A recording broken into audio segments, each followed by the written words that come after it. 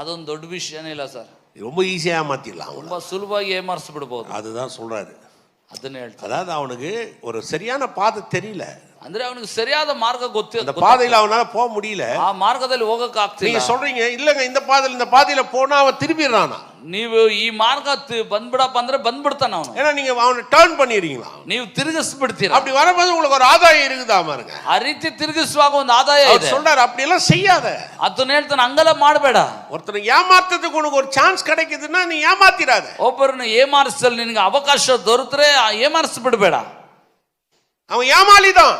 ಅವನು ಏಮಾರುವವನೇ. ஈஸியா ஏமாத்திடலாம். ಅವನು ಸುಲಭ ಏಮಾರಿಸಬಹುದು. ஆணா இருக்கலாம் பெண்ணா இருக்கலாம். ಅದು ಗಂಡಾಗಿರಬಹುದು ಹೆಣ್ಣಾಗಿರಬಹುದು. ஒருத்தரை ஏமாத்துறதுக்கு உனக்கு சான்ஸ் கிடைக்குதுன்னா ஏமாத்திராத. ಒಬ್ಬರನ್ನು ಏಮಾರಿಸಲು ಅವಕಾಶ ದೊರಕಿತಂತ ಏಮಾರಿಸಬೇಡ. சிலர் ஏமாத்துறதுக்காக தோற்றத்தை மாத்துவாங்க. ಕೆಲವು ಬಾರಿ ಏಮಾರಿಸಿದ ಮೇಲೆ ತಮ್ಮ ಒಂದು ವ್ಯಕ್ತಿತ್ವ ಬದಲಾಯಿಸಿ ஏமாத்திடலாம். ಸುಲಭವಾಗಿ ಏಮಾರಿಸ್ಬಿಡಬಹುದು. இன்னைக்கு நீ ஏமாத்தலாம். ಇವತ್ತು ಏಮಾರಿಸಬಹುದು. ஆனா அது சாபம் வேதம் சொல்லுது. ಆದ್ರೆ ಅದು ಶಾಪ ಎಂಬುದಾಗಿ ವಾಕ್ಯ ಹೇಳ್ತದೆ.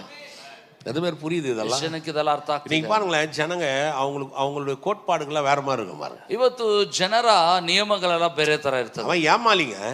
ಅವನು ಏಮಾರುವವನ್ರಿ.